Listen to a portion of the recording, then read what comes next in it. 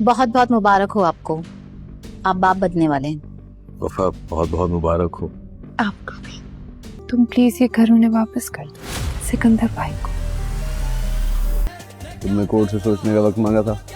वो तो ठीक है भाई, लेकिन बहुत सोच लिया, बात मेरी इज्जत पे आ गई है, तो खुला लेनी होगी। क्या तारीख है शादी की?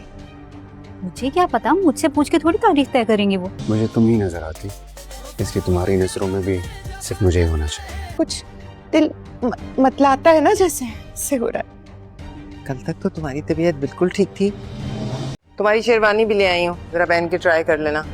बताओ क्या करना है मुझे? तुमसे दूर नहीं रह सकता, तुम्हें देखे बिना नहीं रह सकता, तुमसे मिलना नहीं छोड़ सकता। पता नहीं क्या हुआ है तुम्हें? समझ ही तो नहीं आ रहा क्या हो रहा है। इसके अलावा कोई काम है तो बताओ, बंदे की जान भी हाजिर। जी सच है या झूठ?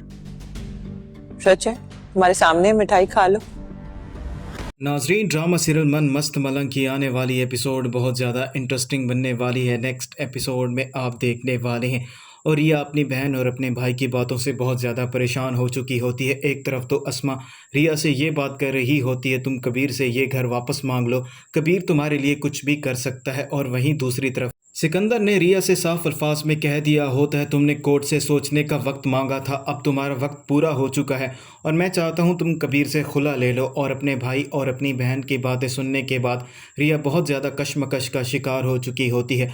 अब रिया के पास कोई और दूसरा रास्ता नहीं होता सिवाय इसके कि वो अपने भाई को खुश करे, और अपने भाई को वो खुश एक ही तरीके से कर सकती है जब उसे ये घर वापस मिल जाए। इसीलिए वो कबीर को सबसे छुप के अकेले मिलने के लिए बुलाती है और जैसे ही कबीर रिया से मिलने के लिए आता है तो वो बहुत ज़्यादा खुश होता है कि रिया ने उसे मिलने के लिए बुलाया है।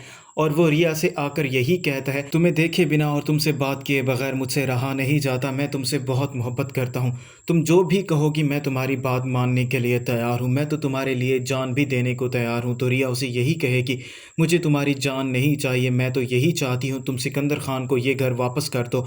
अगर तुम उसे ये घर वापस कर देते हो तो वो इस बात से भी राज़ी हो जाएंगे और वो हमारा खुला भी नहीं करवाएंगे। तो कबीर खान रिया से यही बात करेगा, मैं ये घर तुम्हारे नाम कर चुका हूँ, अब तुम्हारी मर्ज़ी है, तुम ये घर अपने भाई को वापस भी कर सकती हो, लेकिन मैं तुम्हें इस बात की गारंटी देता हूँ अगर तुमने ये घर अपने भाई को वापस कर दिया तो वो पहले जैसा ही हो जाएगा और जैसे वो अब तक हमारी मुखालफत करते हुए आया है वो फिर भी हमारी मुखालफत ही करेगा। मैं तुम्हें सोचने का वक्त देता हूँ, तुम सोच लो, अगर तुम्हें ठीक लगता है तो तुम ये घर वापस कर सकती हो। और वहीं दूसरी तरफ वफ़ा भी अपनी चाल चल चुकी होती है और अपने घर वालों को बेवकूफ़ बना रही होती है कि वो माँ बनने वाली है ताकि माँ बिना किसी भी सूरत में मुबीन खान की तीसरी शादी ना करवाएं।